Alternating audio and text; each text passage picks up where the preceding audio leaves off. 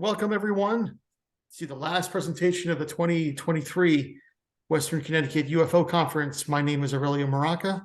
I am the Technology Program Coordinator at the Danbury Library, and on behalf of the Friends of the Danbury Library, we are proud to present the great Michael Schratt for this Sunday presentation. So, Michael, I know you have a lot to talk about, so without further ado, you're off.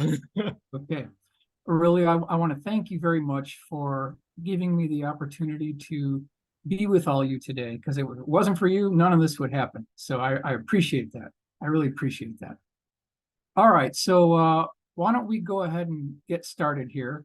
And this is going to be a deep dive within the military-industrial complex. We're going to be talking about the black budget. We're going to be talking about USAPs, unacknowledged special access programs. We're going to be talking about where our tax dollars have been disappearing the last 40 years. We'll be talking about toilet seat covers. We'll be talking about Allen wrenches. We're going to be talking about toolboxes. We're going to be talking about screwdrivers and what those costs really are. So I'm going to do a side-by-side comparison, what you would see at Home Depot and what the Pentagon DoD cost is. And we'll do a side-by-side comparison and try to discover together where our tax dollars have been disappearing all these years. So let's go ahead and get started. Now, this is going to be slightly different type of presentation because I still have a lot of visual aids here, but in order to cover this subject the way it needs to be covered, it's got to be by the book. I'm going to give you all the references, newspaper clippings, articles, so that you can verify this on your own and check it out for yourself. So why don't we start here? Black budgets, the legal black budget, a couple of bullet items here. Now, this is the legal black budget. It goes to projects and operations that are known by the President and White House and by select few members of Congress. Not every one of those goes on the bill. Funding for it comes from multiple agencies, DoD, CIA, Homeland, etc. Therefore, it is legal. Okay, now you have something here, the illegal black budget, not known by the president or anyone in Congress. The revenue comes from embezzlement of funds from multiple agencies and budgets, including the legal black budget. For example, regarding the B-2 stealth bomber, the original allocation of the $22.4 billion for design, construction, flight tests, and production was for 133 airframes. To save money, the build quantity was reduced to 75, then 45, and later to 20. This was modified to a final count of 21 aircraft. If all 133 aircraft would have been built, the life cycle cost per airframe would have been under 200 million estimated. The remaining allocated funds went to other deep black programs. Funding of this criminal organization comes from the following: non-U.S. government funds and criminal activities such as drugs, illegal weapon sales, human trafficking, banking, and financial fraud. Last one here, significant revenue comes from intellectual property developed by U.S. taxpayer money, but privatized and monetized through corporate technology development. Illegal black budget continued. For example, reverse engineering of extraterrestrial material, which led to digital world, lasers, fiber optics, etc., monetized into multi-trillion-dollar industries in which this organization has large stakes. The same process is replicated in other countries as the organization is global. Therefore, all UFO and extraterrestrial related projects developed by this secret government criminal organization are illegal and from legal sources of revenue. Cabinet level officials and congressmen are not necessarily read into the illegal black budget unless they are members of this organization. So when you hear about these black budget programs and UFO operations and crash retrieval operations, and then within the congressional hearings, we always hear that senators and congressmen, they don't have this information. And sometimes they're actually telling the truth because they're not read into these programs. And so how can they declassify something that they don't have access to? That's kind of what we're up against here. All right, so where are we getting this information? Well, this is a good book. J.W. Fulbright, 1970. The Pentagon Propaganda Machine. Quote, the greatest threat to American national security is the American military establishment and the no-holds-barred type of logic it uses to justify its zillion-dollar existence. I don't think anyone can sum this up any better. This is exactly the issue we're talking about here. Okay, Detroit Free Press. This is February 8th, 1987. Secret ledger hides military projects. Pentagon black budget has tripled under Reagan administration. So they gave a chart here, and I cleaned up this chart. So if you look off to the left, we have growth of secret defense research and development by year. So in 1981, we've got just over $500 million. And then it grew by 9.122 billion by 1988. Federal spending by category, we're in the second part now. So this is in billions of dollars. So environment, we've got 14 billion. Education, we've got 25 billion.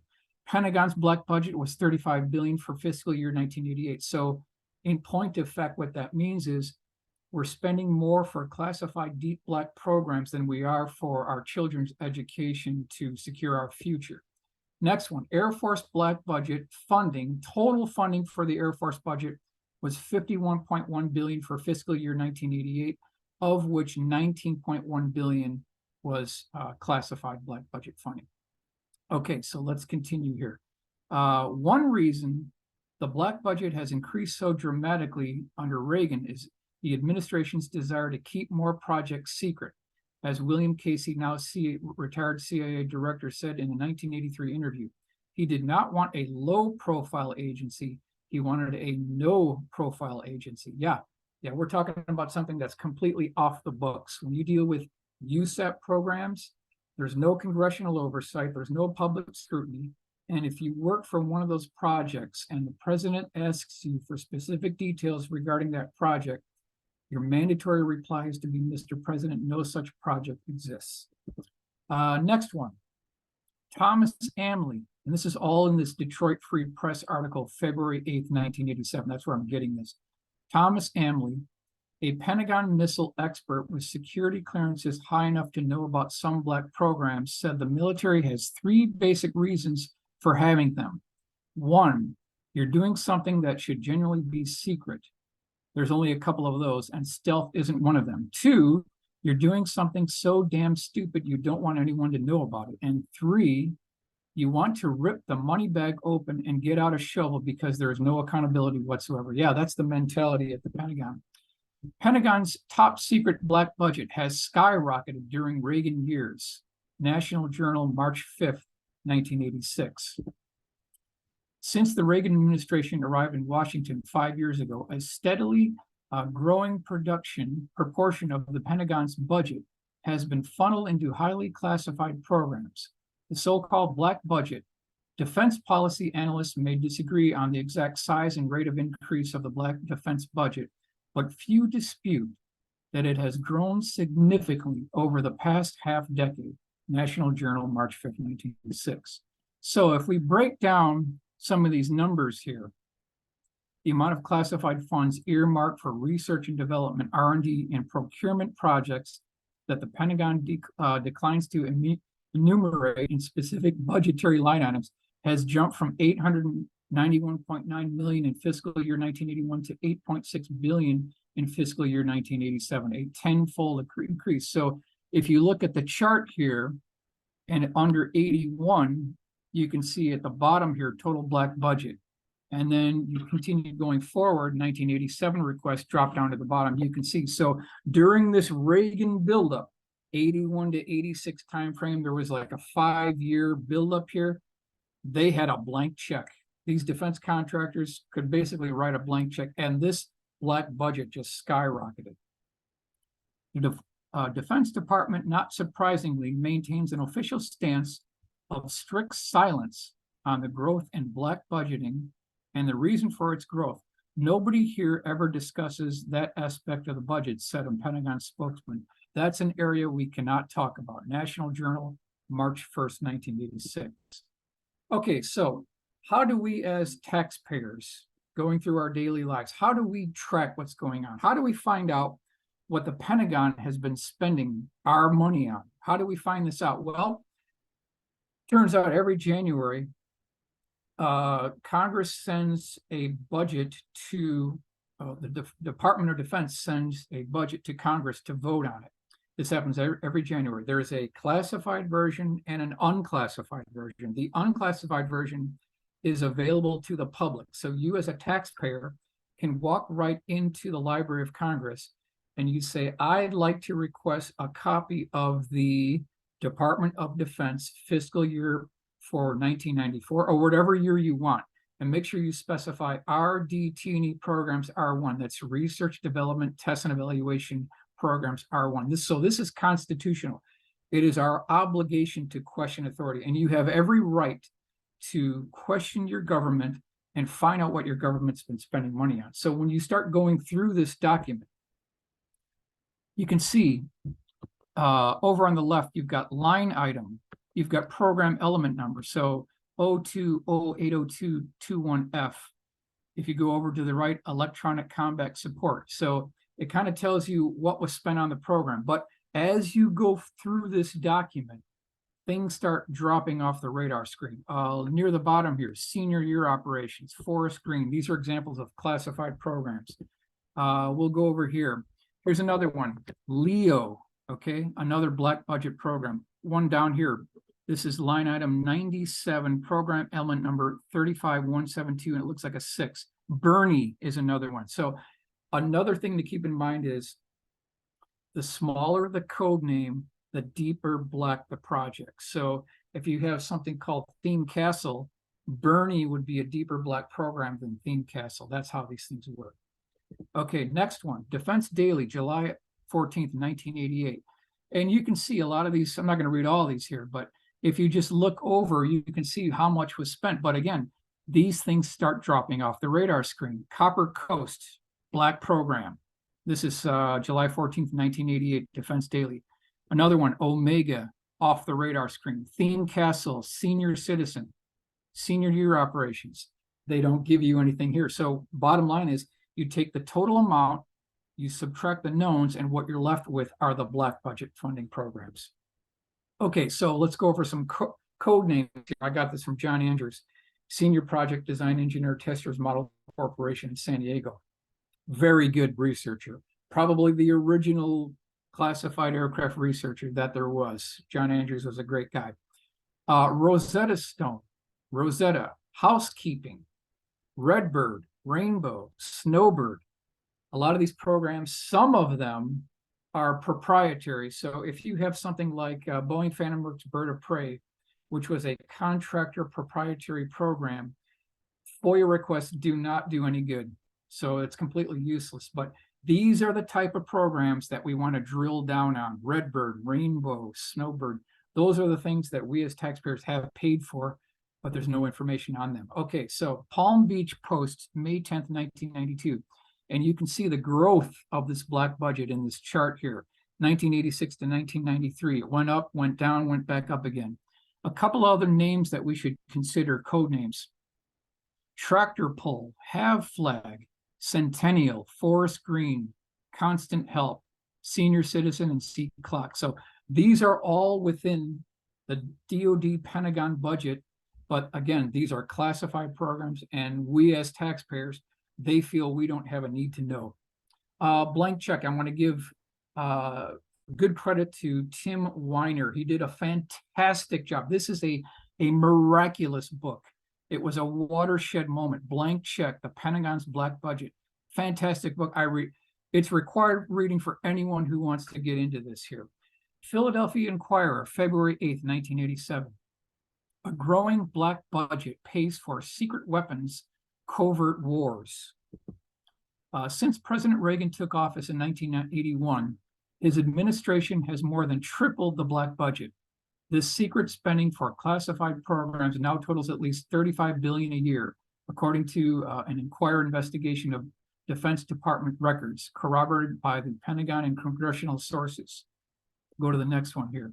National security laws forbid any public debate in Congress that would reveal specific weapons or specific dollars, or for that matter, specific foul-ups in the black budget. Yeah, in other words, there are some programs that were born black, died black, and we'll never hear anything about them. Yeah, that's true.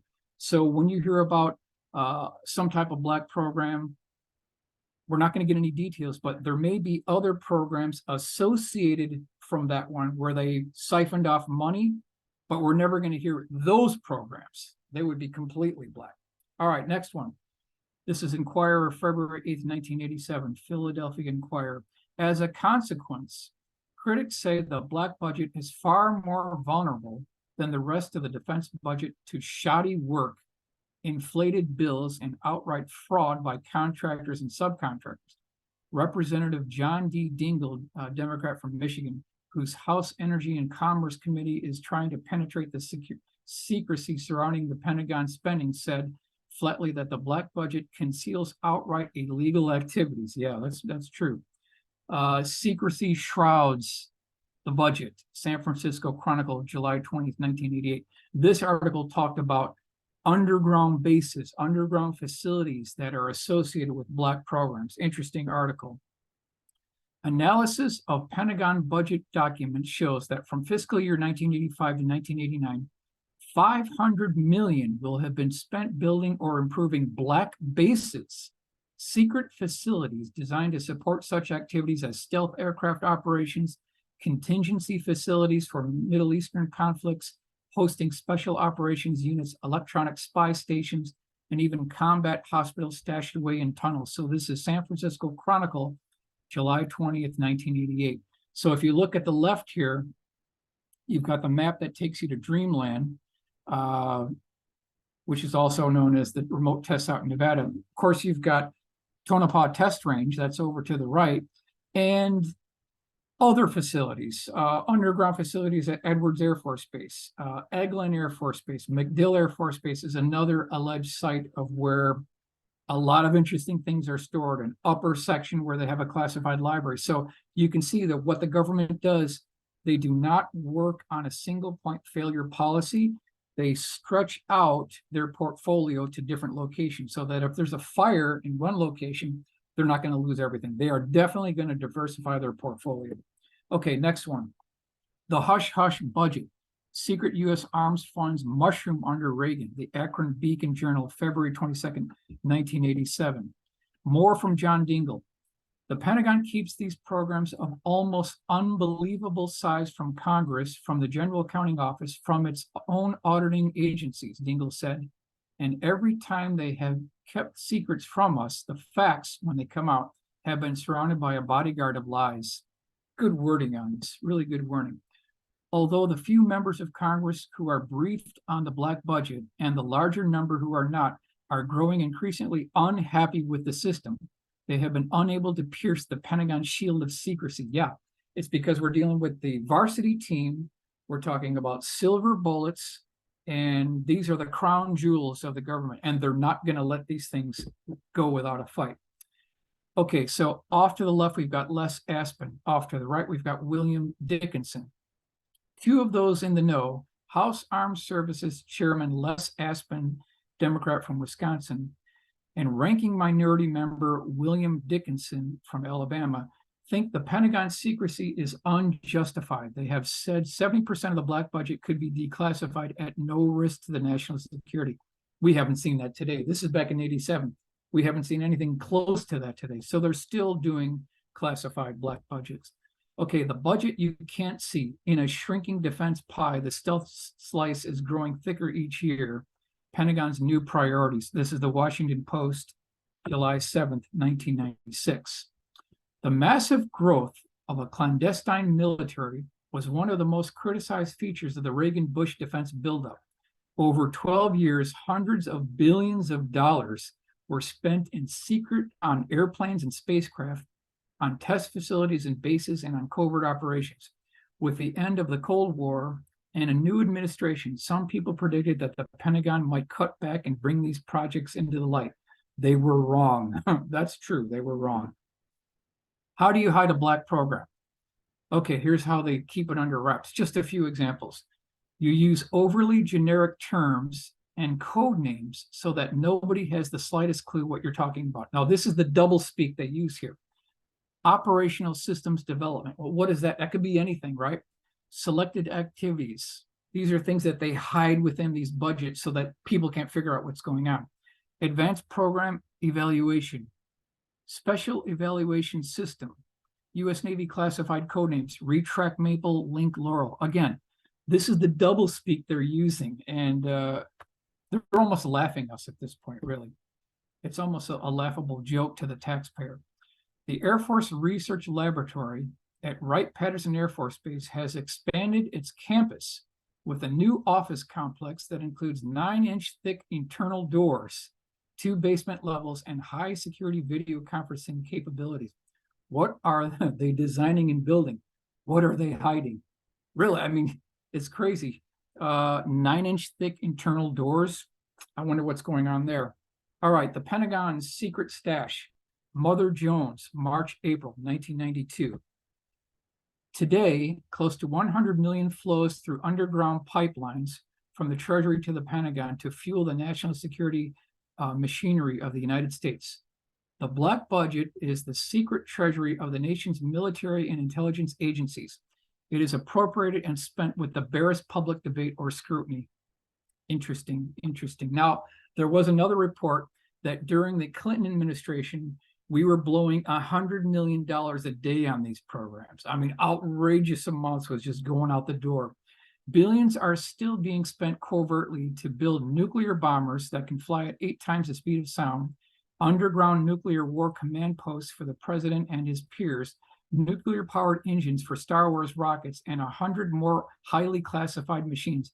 Mother Jones, March, April, 1992. Now, as we go through this, we're going to build the case that just an unbelievable amount of money is getting siphoned off into these black programs. What could we do with a fraction of that to help our children in our schools, our infrastructure, our bridge, our roads? Only taking a fraction of this, we could greatly increase the quality of life here. Back in the early days, when the CIA sought to build its present-day headquarters in Langley, Virginia, Richard Russell of Georgia, then head of the Senate Armed Services Committee, simply created a fictitious new aircraft carrier and let the CIA siphon off the cash. Money for the ghost ship built the spook's shop. Mother Jones, March, April, 1992. I mean, can anyone think about what this means here? It's staggering. This article is telling us that they essentially created a ghost ship, a ghost aircraft carrier. All the money went to a ship that never existed, and they helped fund their own building. I mean, if they can pull this off and actually create a ghost aircraft carrier, there's no telling what these guys can do. We're talking about billions, trillions of dollars here. How the Pentagon hides its secret spending. Rolling Stone, September 6, 1990. The black budget funds every program the President of the United States, the Secretary of Defense, and the Director of Central Intelligence want to keep hidden from the public ledger. The secret weapons, secret wars, and secret policies it pays for are shielded from public debate. In the past 3 years, $100 billion has disappeared into the Pentagon's classified cash. Continuing here, the Pentagon keeps this money hidden by keeping 2 sets of books, one for the general public, one for the generals. Hundreds of black programs are concealed in the public budget it submits to Congress. Camouflage under false names, that's what we already talked about. Their costs deleted, their goals disguised. Code words and blank spaces stand where facts and figures should be. The Pentagon simply stamps a secret code on the price of a bomber, a missile, or a spy satellite, and open debate ceases. In addition, the Pentagon pads seemingly unclassified programs with billions intended for black projects. In short, the Pentagon's budget is a false document, an elaborate cover story. Well worded. Behind the secrecy, we are wasting fortunes perfecting plans for nuclear war, building nuclear bombers that cannot be used, launching spy satellites that fall from the sky, conducting self-destructive covert operations against enemies both real and imagined, running guns and missiles to warring tribes 10,000 miles from home. The Pentagon's black budget programs, a vast industry conducted in secret. Philadelphia Inquirer, June 9th, 1985. And these are a real good cross-section of something that's called Aerospace Alley.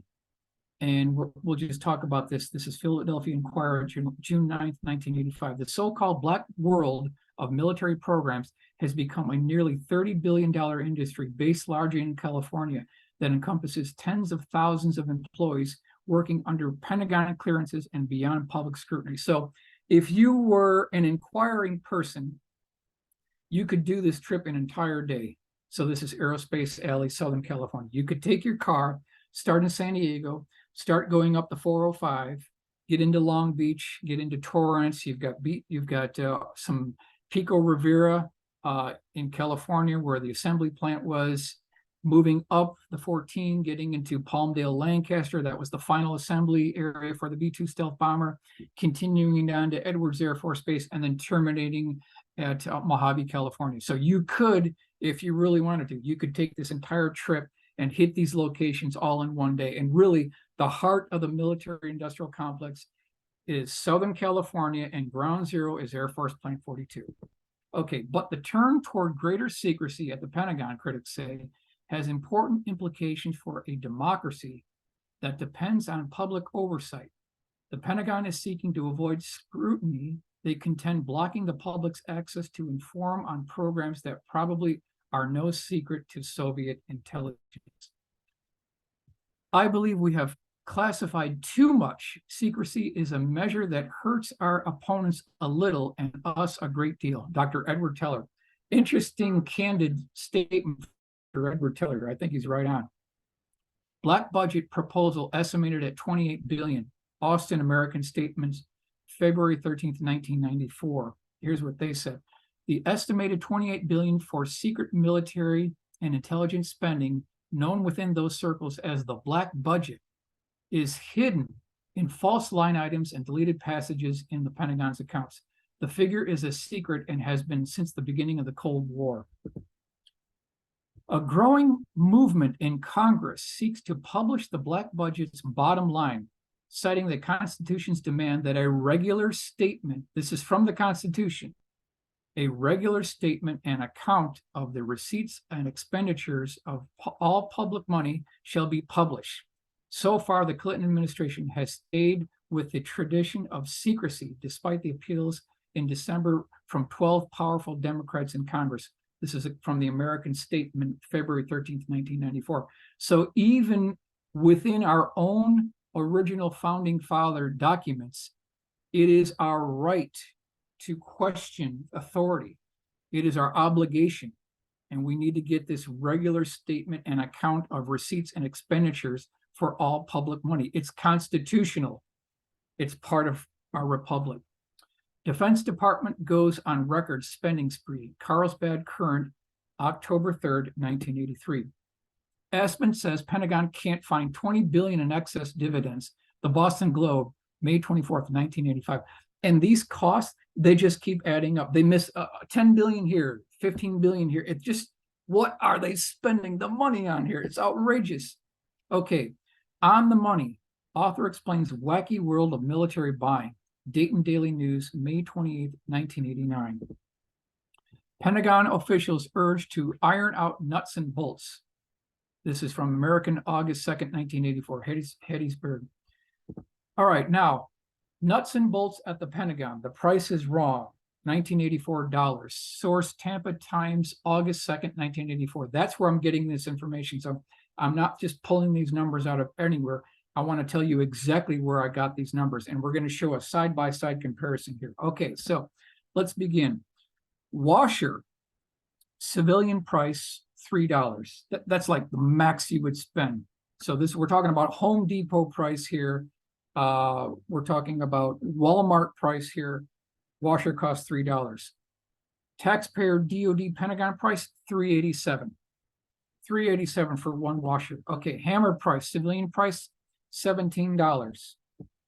DoD price, $435. Okay, let's continue. Allen wrench, civilian price, 12 cents. Okay. Allen wrench, DoD Pentagon price, $9,609. You know, something going on here. Diode, 12 cents. That's what we could pay for it. What did the Pentagon pay for it? What did we as taxpayers paid for this? $110 for a diode. And these go on, and I just get a couple of these. This goes on and on here.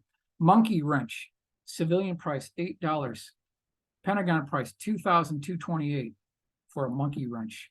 Screwdriver, $1.69. What did we pay for it at the Pentagon? $265 for a screwdriver at the Pentagon. Hex nut, civilian price 13 cents. DoD price $2,043. $2,043 for a hex nut. Outrageous. Toolbox, $11.67. What did we pay for it at the Pentagon? $652 for a toolbox. And all this is referenced in the article I just showed before. Tampa Bay Times, August 2nd, 1984. Here's all the breakdowns. Tells you on the right what you can get at your Home Depot. On the left is the Pentagon price. So it's all documented. It's all here in black and white. Albuquerque Journal, March 22nd, 1985. Boeing $748 pliers cut to 90 plus 658 cost. I mean, it's just outrageous. And these just keep going on here. U.S. Navy probing $660 jet ashtrays. Calgary Herald, May 29th, 1985. Audit charges ripoffs by General Dynamics. Detroit Free Press, September 22nd, 1985. Chicago Tribune, November 2nd, November 6th, 1983. So we've got an Allen wrench for $9,609. 7,417 antenna motor pin. $7,417 pin triggers war and arms costs. Yeah, it's an Allen wrench. And we're paying $7,000. This is outrageous. Pentagon defense contractor doublespeak. Antenna hexagon wrench equals an Allen wrench. So you can see what they try to do is they try to have these grandiose terms to make you think that it's something important. Antenna hexagon wrench, it's just an Allen wrench. But this doublespeak by the Pentagon leads people to believe that it's something other than it really is. Defense contractors cost overruns probe, News Journal, April 2nd, 1985. Air Force armrest cost $670, panel told. Berkshire Eagle, September 20th, 1984. Quad City Times talking about these ashtrays and the cost overrun, $659 for an ashtray. We'll move on here. Would you believe $659 for an ashtray? The Capital Times, May 29th, 1985. Pricing defense supplies. Take 26 cents worth of plastic, add $900 labor and overhead. The Daily News, August 21st, 1983. Pentagate, right? This is what we're really talking about. $600 for a toilet seat cover. And then we've got this revolving door phenomenon. So how do they get away with this? How do these contractors, the Pentagon, how do they get away with this? Well, what they end up doing is something called the revolving door Pentagon. When the Pentagon has something that they want to purchase, they go to the defense contractors. The defense contractors give them a real good price on it. And then when the defense contractor head, he retires, he is held over as a liaison by the Pentagon, and he gets to get these kickbacks. That's how this whole thing works. So it's a revolving door phenomenon here. That's beautiful. What makes it go? Bribery, military industrial complex. And you see the contractors in bed with the Department of Defense. We see that here. Since 1974, Air Force computers have automatically put many spare parts ranging from bolts to airplane doors on a disposal list if no request for them has been received for 12 months. After checking just a few warehouses earlier this year, Air Force inspectors discovered that about 1.5 million worth of spare parts scheduled for disposal as surplus were still needed, items that the Air Force was purchasing new at full price. And this goes on and on. So here you've got this big cargo aircraft, scrap it and order a new one, the ashtrays are full. That's the mentality of the Pentagon here. Aerospace defense contractor bonanza, most of the players that we know about, right? Okay, Northrop accused of B-2 mismanagement, mischarges of over $20 billion. The lawsuit exposes a pattern and methodology of fraud that has permeated the entire B-2 program.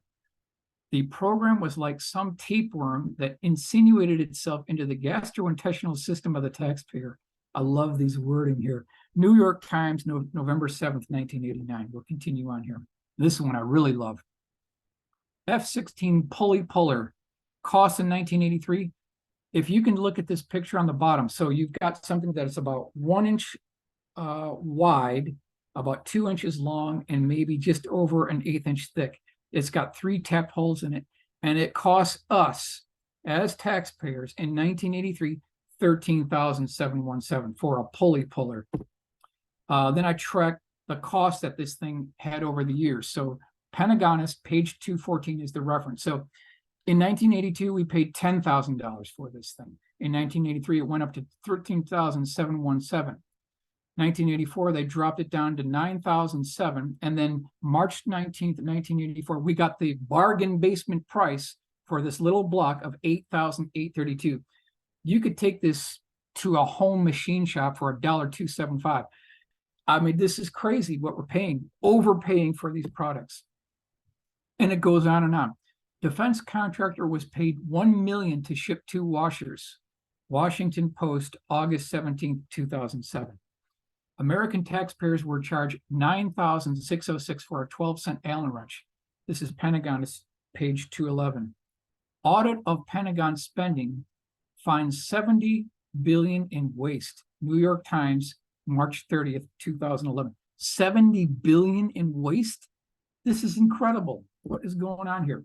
So what did American taxpayers get for their multi-billion-dollar black budget investment? Yeah, I'd like to know what we got, right? So we're talking about 3 tiers of technology here.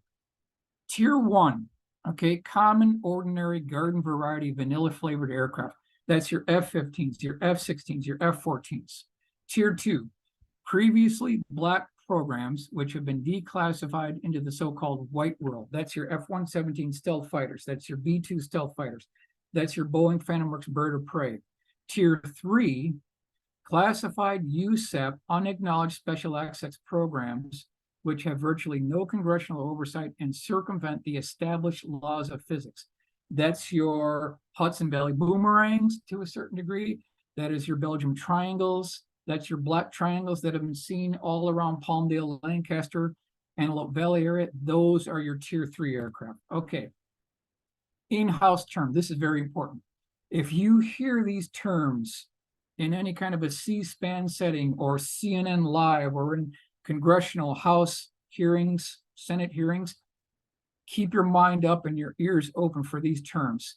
In-house terms used in the military and intelligence defense industry to describe classified assets as follows: ace in the hole technology, trump card technology, silver bullet technology. If you hear this anytime, you're most likely talking about back 1, tier 3 level aircraft and aerospace assets. Okay, Aerospace Alley, we already talked about that before. So if you started in San Diego and you went up to 5 North, that'll get you into Long Beach. That'll get you into Burbank, which used to be a very significant player in all this. Heading up the 14th to Palmdale, Lancaster, you've got Air Force Plant 42 there, going up to Edwards Air Force Base in Mojave, California. So you could do this all in one day. Air Force Plant 42, ground zero, absolutely ground zero for the military industrial complex. Aviation Week Space Technology, November 11th, 1989. So they're talking about these airquakes that were heard, like always on a Thursday. So I started checking this. What could this be? Always on a Thursday morning, something booming the LA basin, waking people up on a Thursday. So I contacted Caltech. And I said, you know, I've got this AvWeek article here. I sent them that article. I gave them the date. I said, can you pull the records for October 31st, 1991 and see if you've got anything? And they actually did.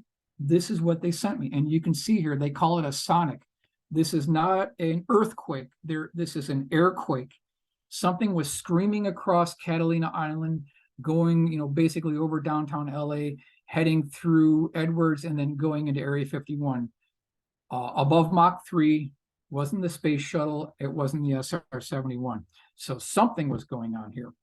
All right, this is from Lee Graham, Geologic Survey, March 18th, 1992. He pulled the seismic reports, and you can see here, Catalina Island, Thursday, January 30th, 1992, 7:17 a.m. So you've got a boom right here. It says not the space shuttle. Record from Catalina Island. Okay, let's move on here. Now you can see the path where this thing is going. Over the basin, making its way over Edwards Air Force Base to Tonopah. Los Angeles Times, April 17th, 1992. The rumble and bounce have occurred 5 times since last June, always about 7 a.m. on Thursdays. There were no earthquakes, but an aircraft. California Institute of Technology seismologists say. All I can say is that it's something that's traveling through the atmosphere at several times the speed of sound in a generally northeasterly direction, said Jim Murray, a United States Geologic Survey seismologist at Caltech. Thursday morning shaker-upper may be secret spy plane. It happened again Thursday morning. There was a brief rumble, like somebody moving bulky furniture around, and the ground lurched, San Gabriel residents said. Then just as they were about to head for the door frames, it was gone. Seattle Times, April 17th, 1992. Weird jolts, no quakes in San Gabriel Valley. This is San Francisco Chronicle, April 18th, 1992. Analyst from Jane's Defense Weekly, the widely respected military periodical, says that the Thursday morning phenomenon could be a top secret new spy plane, dubbed the Aurora, that can fly up to 6 times the speed of sound, or about 4,000 miles per hour. So I want to give credit to Bill Scott, who had been chasing this story for 16 years minimum. He started piecing things together. And basically, during his retirement article here, this is Aviation Week, Space Technology, March 6, 2006, he felt he had enough information from reliable eyewitnesses, people who work in the defense industry, reliable people who saw this craft overhead, to put together this article, and it was a watershed moment. This is what this craft looks like. In a nutshell, we're talking about a large XB-70 looking aircraft, bigger than the XB-70. It's over at the Air Force Museum. We're talking about something huge here. So after January 28th, 1986, when the Challenger exploded, the United States Air Force lost what they called their assured access to space. Now, concurrently, while all this was going on, they had Titan II booster failures, so they were completely out of business. So they had an urgent call to the defense contractors. We need you to design, build, and test fly and field a rapid response 2-stage-to-orbit space plane that could be anywhere in the world in less than 2 hours. This is what the call was that went out. And so what they came back with was a 2-stage-to-orbit space plane that can drop a parasitic aircraft from the belly of the mothership, carrying a synthetic aperture radar. Okay, so how do we prove this? What documentation do we have for this? I got this from John Andrews. So this is February 22nd, 1994, Kadena Air Force Base, the weekend of 12-13 February 1994. Initiating action. Emergency call from manned aircraft to expedite recovery at Kadena Air Force Base coming from north. Track speed at Mach 4.2. Diversions for other aircraft in the area. Well, right off the bat, this is 1994. This is after the Blackbird was retired.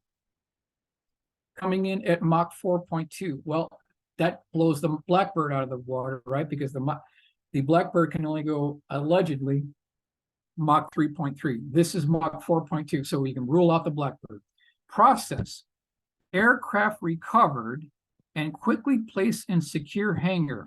Red 3 lockdown declared at base. Other pilots landing kept and slept in ready quarters. One white-gray C-5C launched from Holloman rapidly. 3 days of lockdown. So we've got other pilots being diverted. So we're not talking about something conventional here. They didn't want the other pilots to see what was coming in at Mach 4.2. They talk about a lockdown. They talk about people being locked down for days. And they talk about a C-5C being involved in the retrieval operation. So we've got a lot of information that's being talked about within this document. So putting together the information from the eyewitness testimony, all the information together from Bill Scott, the Avweek articles, we can come up with a composite of what this thing looks like. So if we look on the upper left, You've got linear aerospike engines. You've got pogo landing wheels. You've got receptacles for solid rocket boosters that are loaded into the aft end of this thing.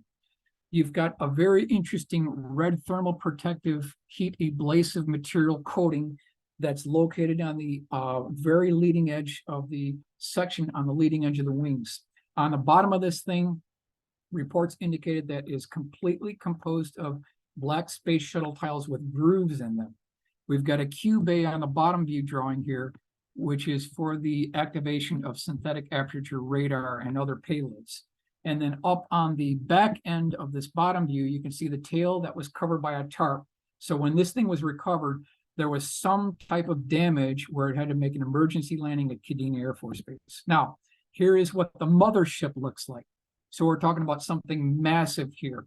And according to one particular witness that's talked about in the article, she saw this mothership flying overhead. She looked up and she said it looked like an ice cream scooper that had scooped out the bottom fuselage where it created a cavity where this parasitic aircraft could set up inside. Now it has 3 massive jet engines on either side.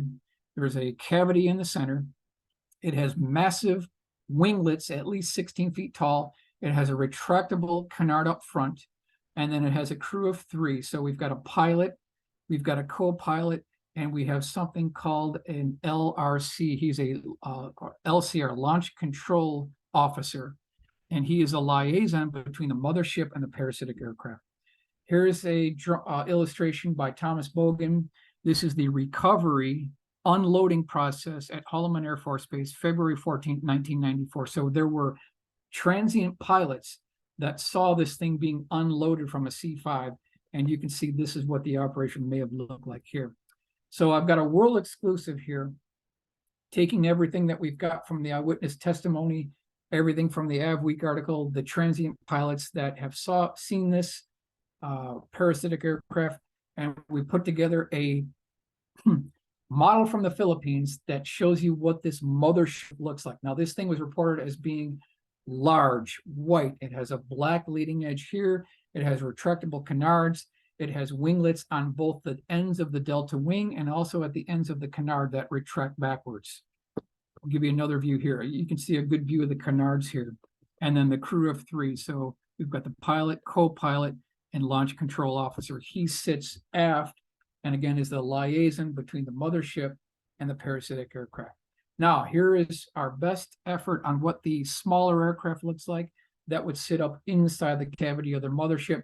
And then if we reverse the angle, now you can see the composite panels with the grooves on the back of the craft itself. This is a view of the bottom of the mothership, and I've got a magnetic cavity where the parasitic aircraft sits up inside the belly of the mothership. That's the completed version right there. Are some black programs nothing more than a cover to hide the funding of even deeper USAP programs? According to that same Av Week article, March 6, 2006, aerospace engineers working on the Black Star program were specifically told to, quote, charge your time to the A-12 Avenger 2 program.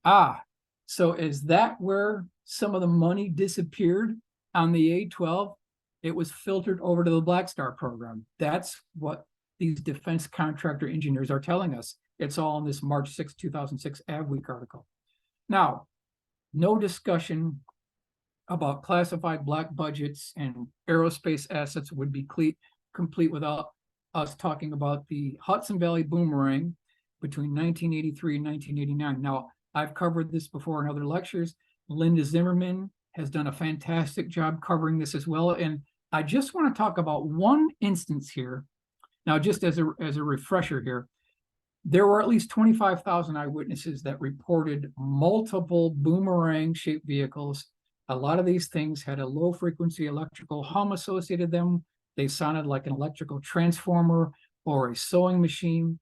They had multicolored lights on the bottom. They had tubes, pipes, and cylinders on the bottom.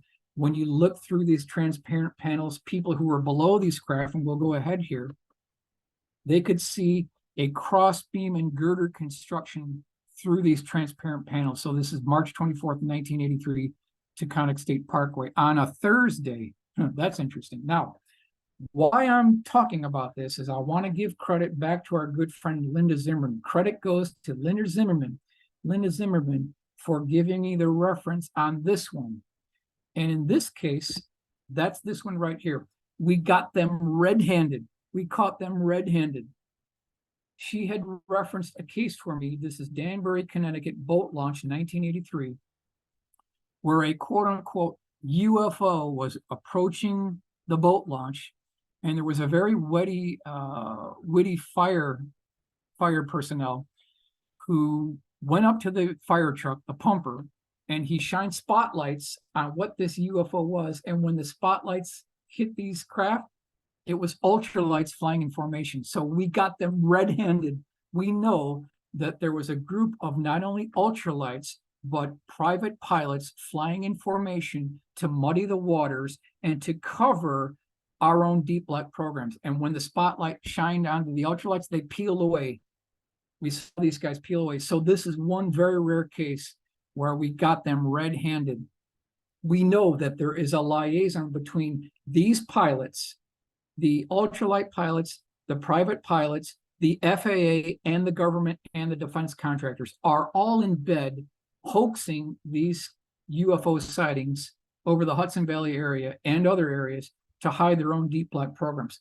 So I want to put a call out to anyone who may have knowledge of these ultralight pilots or may have knowledge of the other pilots who flew in formation to mock or hide over what was the actual UFO, because people who saw the aircraft and people who saw the actual UFO could tell instantly that we're talking about two entirely different things here.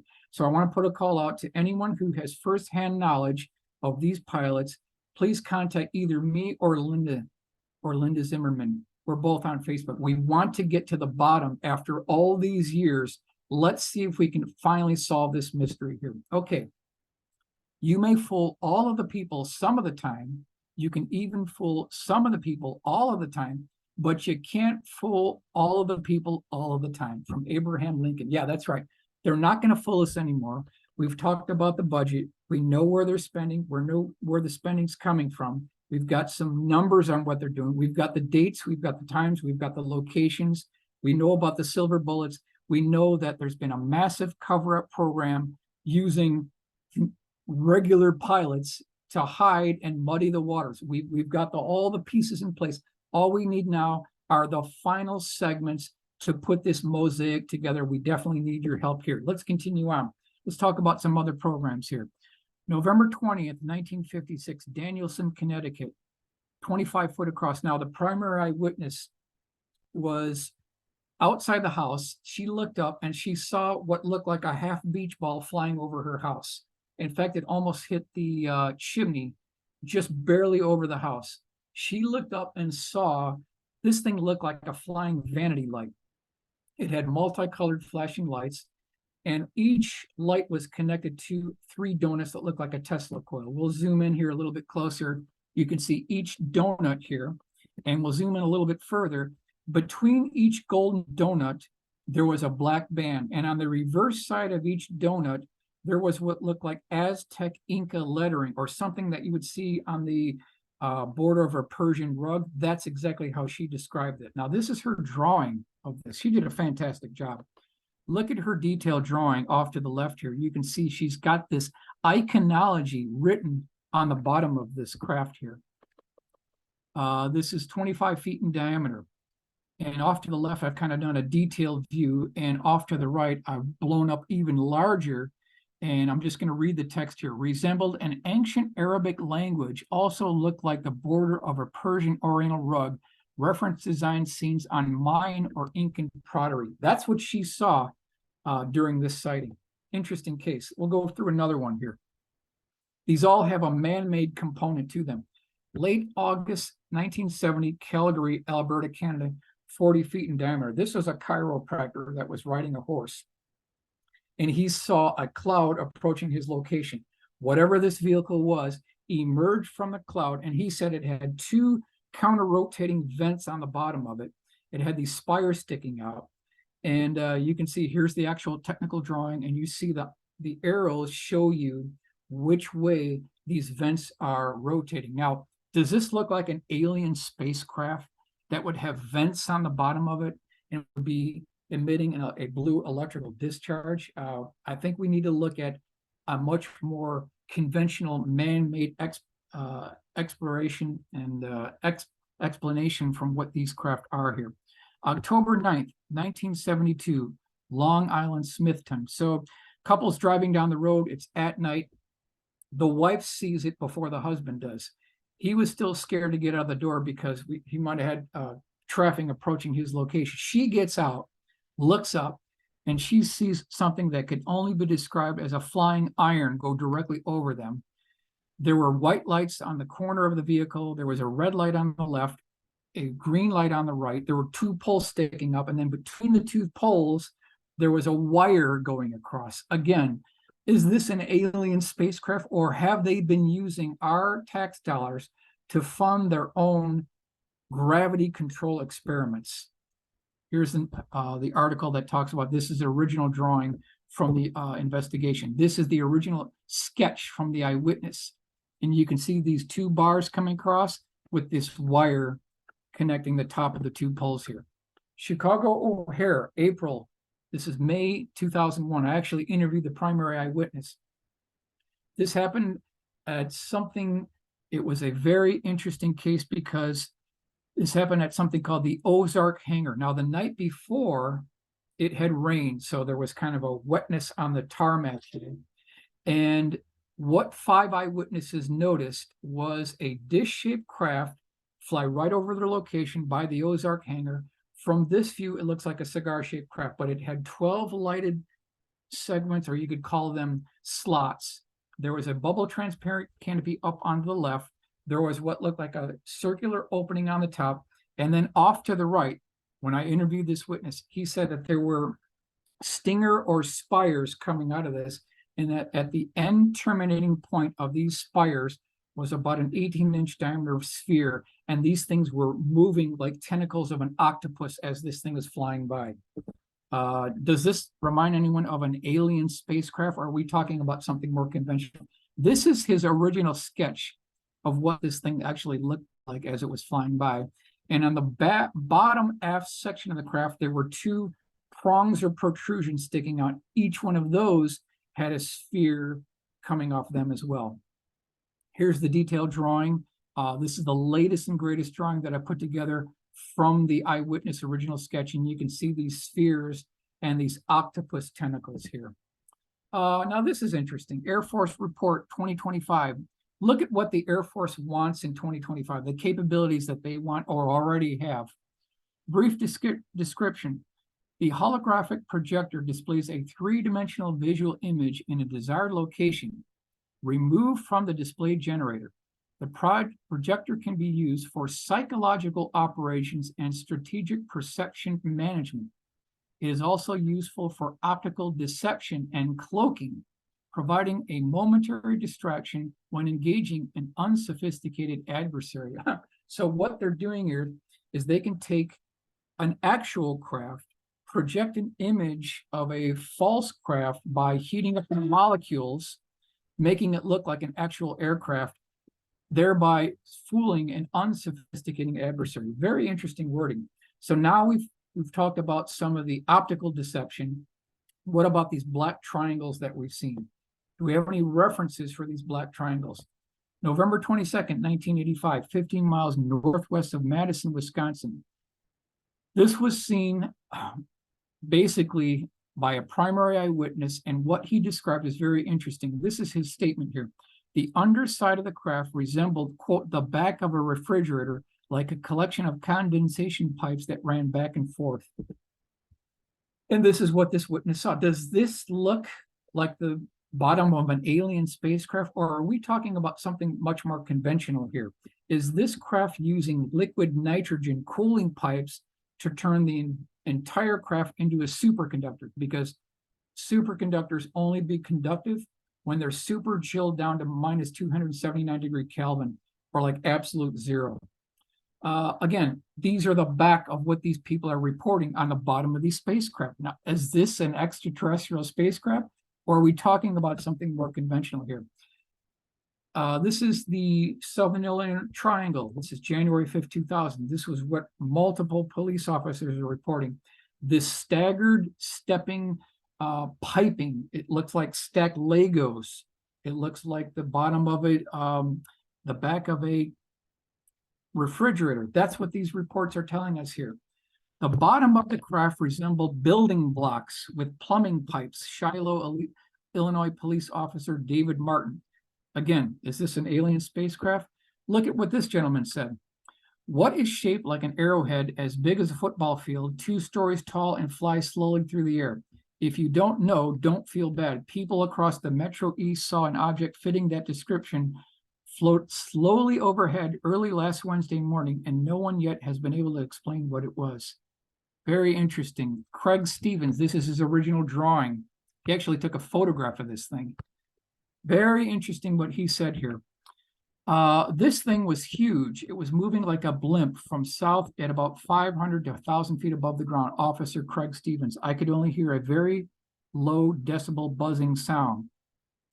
Officer says he is 98% sure object was experimental or military. So here we've got an eyewitness testimony. This thing flew over him, low altitude. He believes it was a military program, not an alien spacecraft. Now, what else can we do to prove this? Look what he says, the Edge of Reality UFO, January 5th, 2000. Here's what this gentleman said, quote, the craft tried to camouflage itself against the night sky and was projecting the star field above it on the underside, Officer Craig Stevens. So what they were using was star field camouflage at night using electrochromic panels, and they can take an image of what is above the craft, project it on the bottom side, allowing it to blend in with the background. That's exactly what they're doing here. This is clear evidence of a man-made technology. Another world exclusive here, right? Here's a drawing by Rudy Gardea of what this may have looked like at night. Very interesting technology. They are decades ahead of what you would see at your local air show. We're talking about a black budget world that is funded by our taxpayers' dollars into these programs with no congressional oversight. Again, Popular Science, this is May 1997. They talked about this technology being used for daytime stealth applications. So they don't need to do this at night anymore. They could strike targets in the daytime and we would never know that these craft are there. Here's a model by Tom Jensen. He saw this February 5th, 2000. And you can see these lights at the back with this light that was strobing back and forth from left to right. Another detailed drawing that I put together just showing you what these craft actually look like. UFO drama, thousands watch in awe as this thing flies over. Belgium Triangle sighted November 29th, 1989. And what these people reported was a low frequency electrical humming noise like a sewing machine or a transformer. That's identical what some of the witnesses of the January 5th Southern Illinois Triangle reported as well. So we see this pattern recognition that's all lining up here. This is the location map of where this actually took place. So we've got the Belgium area here. And then if we go to the quotes from the Sun, this is July 23rd, 1991. We are under a sort of siege by high-tech flying machines.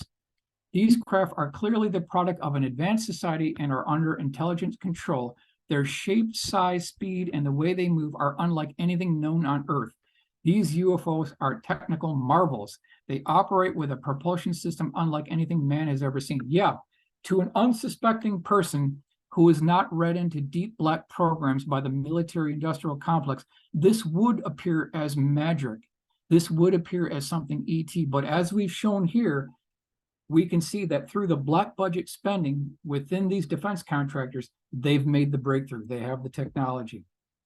A couple of characteristics of the Belgium Triangle here. Several eyewitnesses describe the craft as being as big or bigger than an aircraft carrier or as big as a football field. One witnesses said that while the object was flying directly overhead, one could not see the front part and the end at the same time because it was too big. The craft had the capability of hovering, and at times it would suddenly accelerate so rapidly that it would be across the horizon in a second or two, and sometimes it would flash right back. In many cases, people saw structure underneath the craft, which included heavy metal parts, crisscross effects, diamond-shaped work, and other tubular things here and there. These are descriptions that were also seen by eyewitnesses of the Hudson Valley boomerang as well. Triangle UFOs despite jokes. Since the rash of sightings here began almost a year ago, more than 2,600 have been reported of a triangular object with 3 huge lights hovering in the night sky over Wallonia. Wall Street Journal, October 10th, 1990. They reported this thing. New York Tribune, November 15th, 1990. Thousands of witnesses, including dozens of gendarmes, national police, and officers of the Belgian Air Force, have described triangular-shaped vehicles flying slowly over rooftops, hovering, beaming searchlights, and performing incredible maneuvers. The beaming searchlights were also seen over the Taconic State Parkway in 1983. So again, we see this pattern recognition here. Belgium Triangle sighting, November 29th, 1989, and March 30th, 1990. Now, the F-16 pilots that were associated with this attempted intercept did not quite get this close, but they did get it on their radar. And if you look off to the left, I've shown you what the radar return looks like. And again, you've got the tubes, pipes, and cylinders on the bottom. You've got the strobing light at the front end of this thing. That was reported. So again, this is screaming a man-made technology here. So how do we wrap all this up here? The Constitution has provisions built in for legal black programs, which are specifically designed to protect our war fighters in battle and for the national security of the United States. However, there is an underlying subset of deep black programs and operations which are far more dark, sinister, and illegal that are eroding the fabric of our democracy. They have virtually no congressional oversight or public scrutiny. The real threat to our national security is the excessive secrecy associated with these projects. The time for these deep black programs to be exposed and come out into the light has truly arrived. Doing so can restore faith in our elected government and preserve the future security of this republic. And Aurelio, I want to thank you for your attention. And thank you, Michael. Any questions, please put them in the chat. We have a few that I'm going to actually pass on to you, Mike. So, are there any sci-fi movies, books, etc., that are really close to the truth that you recommend people? In many cases, as we know, that Hollywood is a belated designer leak for a lot of things that happen in the future. They love to encrypt things within Hollywood. So, for instance, the threat narrative runs throughout a lot of science fiction movies. We have examples of different aircraft, but it's difficult to say. They're not going to show their hand, but there are some things. For instance, the movie Hangar 18, which I don't recommend because it hasn't aged well. But in that movie, no, it hasn't. there are things in that movie that reflect things that happened that were seen back in 1963, just after Kennedy was assassinated. That movie portrays events that this gentleman was personally involved in. So that's an example of a belated designer leak within Hollywood. Also, I would say the Top Gun Maverick, the experimental plane that Tom Cruise's character flies at the beginning is basically the Aurora spy plane. Yeah, I mean, it's just logical, right? Because when the shuttle exploded and when the Titan II boosters failed, we were out of business. We needed an asset like immediately, and you can't rely on spy satellites because everybody says, oh, spy planes are obsolete now because we've got spy satellites and they can do the job. Well, spy satellites have predictable orbits. What you need is something that can get over the horizon like immediately and can be anywhere in the world in less than 2 hours by surprise. That's what's needed, and that's what has been done. Michael, are we on the cusp of actual official disclosure?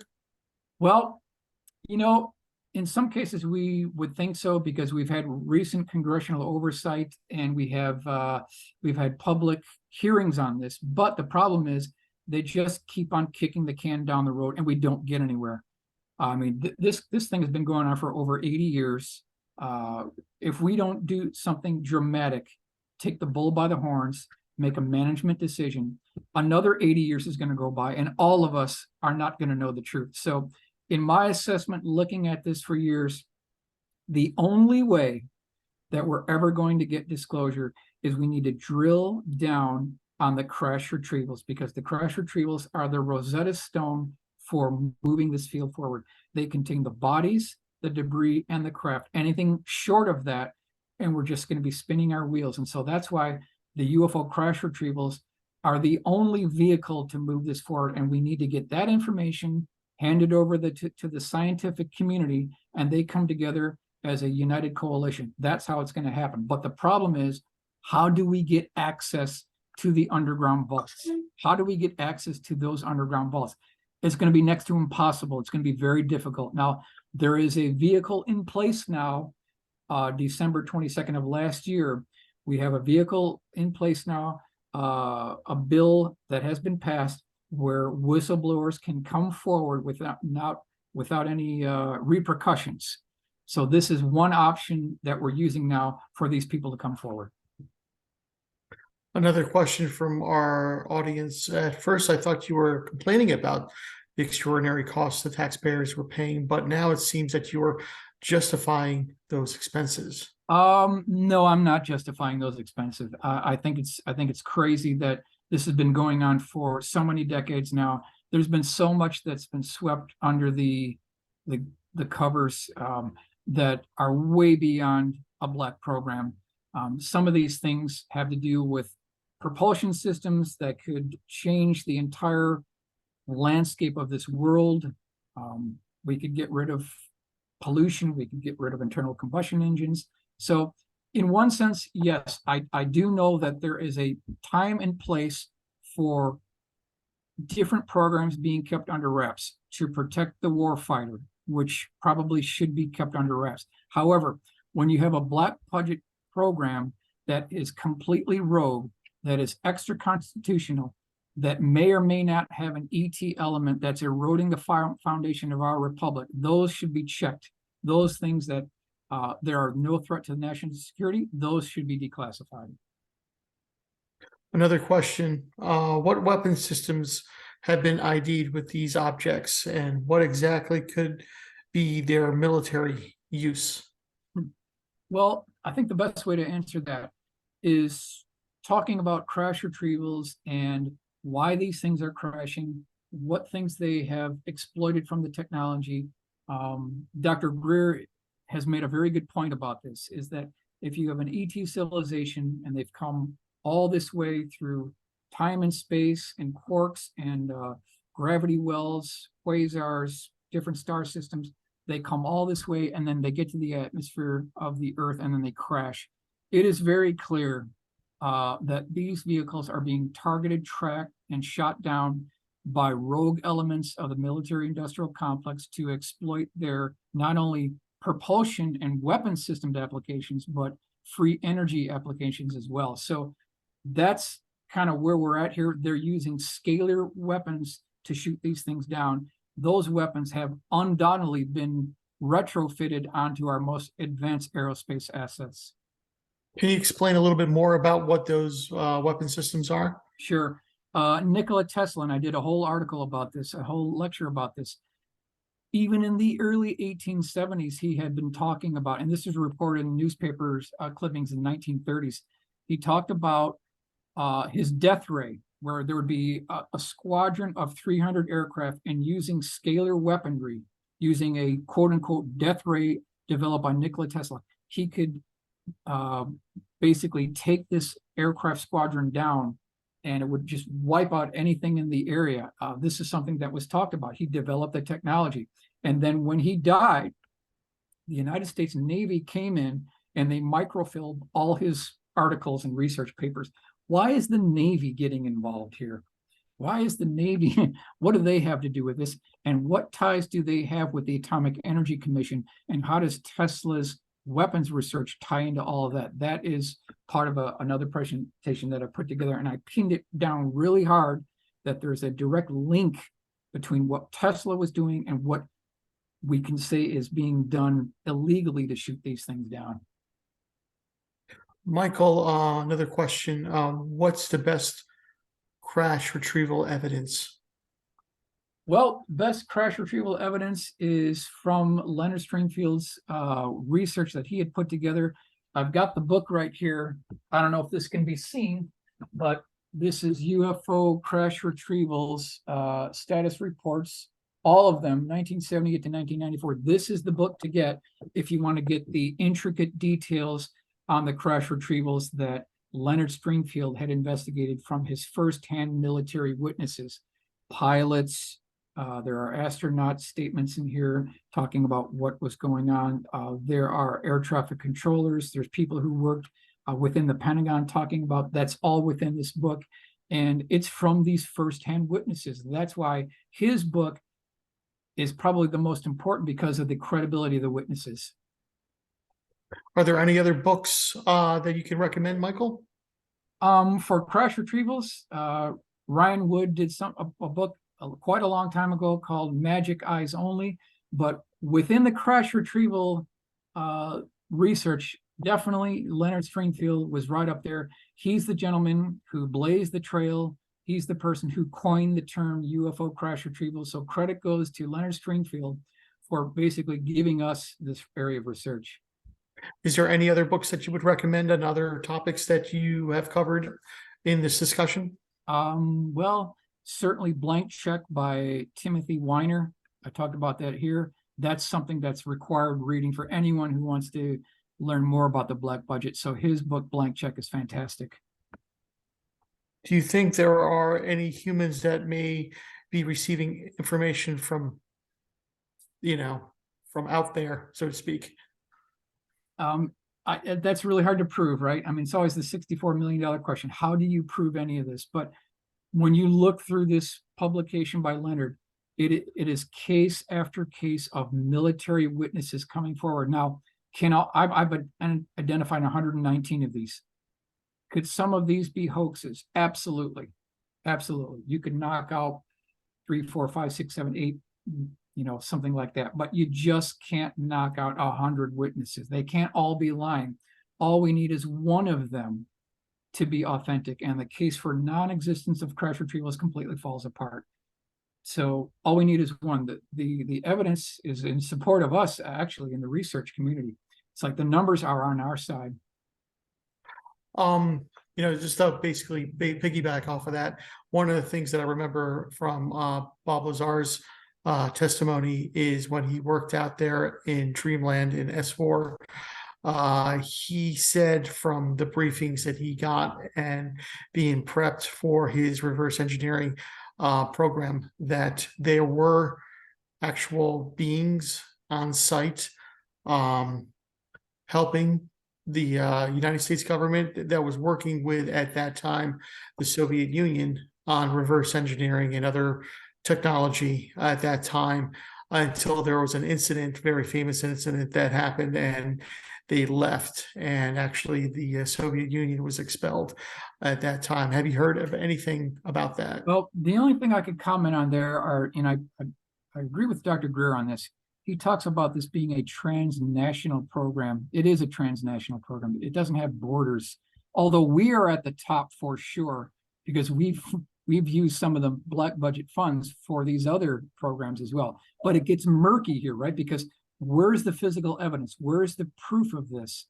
Again, it boils down to the reliability, the credibility of these whistleblowers that are coming forward. So it hinges on their testimony. And that's where, when you have these united coalition of whistleblowers coming together, which has now been put in place in Congress under that bill, we now have finally a vehicle for these people to come forward and tell their stories. And they won't be able to keep it under wraps anymore, because these firsthand witnesses can name the people who were their supervisors. And the supervisors will lead back to the defense contractors, and that will lead back to the actual programs where we can get to the hardware. And that's the goal of all this. Michael, do you do a lot of FOIA requests in your work? I have done FOIA requests on much more conventional programs, and it generally leads nowhere. So, dealing with the government, it's very difficult to do it. There's just so much red tape. That's why it's going to fall on us. It's going to take a massive push on us to find more whistleblowers. But I feel that working, with the government is a glacial pace. It's very slow, but we want to try to follow our Constitution and do things on the up and up. We've already given them so long to respond to this. So really, this is the final curtain call on disclosure.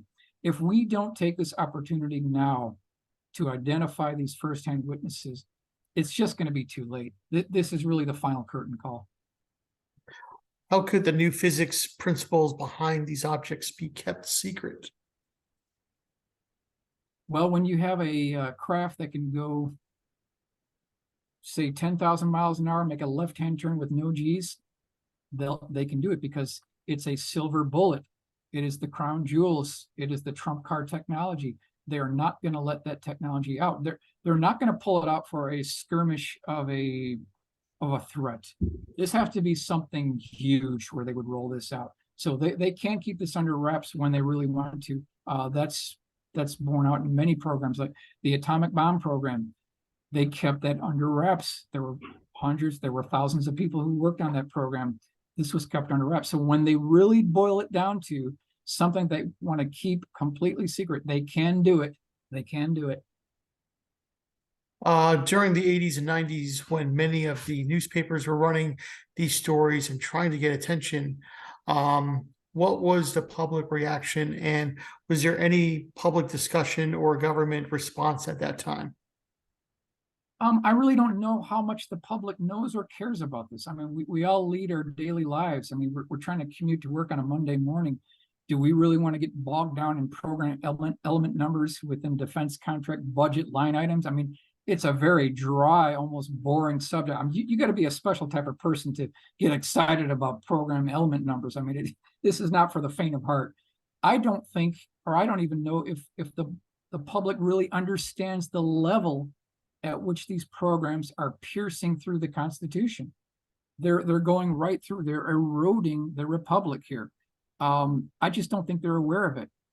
And even if they were aware, what could they do, right? What can we do? It's going to be difficult to pierce that. That's what these people within these articles are. They couldn't even get through it. These are people of the Senate and Armed Services Committee that should have a need to know on these illegal USAP programs, and they weren't read into it. So if they can't get access, how are we going to do it? That's the fight we're up against. I totally understand, and it's up to us to basically pay attention to these upcoming congressional hearings on this subject, because I think in the coming months and years, there's going to be a lot going on, and it's going to be a quite significant revelation to this, to prepare us for basically what will be disclosure. It's not going to happen all at once, but there will certainly be sort of a trickling effect of information that will lead everything to a big sort of reveal of what's been going on for the past several decades. And on that note, we will conclude this presentation by the great Michael Schratt. It's always a pleasure having you here as part of the Western Connecticut UFO Conference, Michael. And on behalf of myself and the Danbury Library, I'd like to thank you again for sharing your knowledge and your research with us. Always a pleasure, Michael. Thank you. I really appreciate it. Thank you so much. And thank you, everyone, for joining us. Until next time. Bye-bye.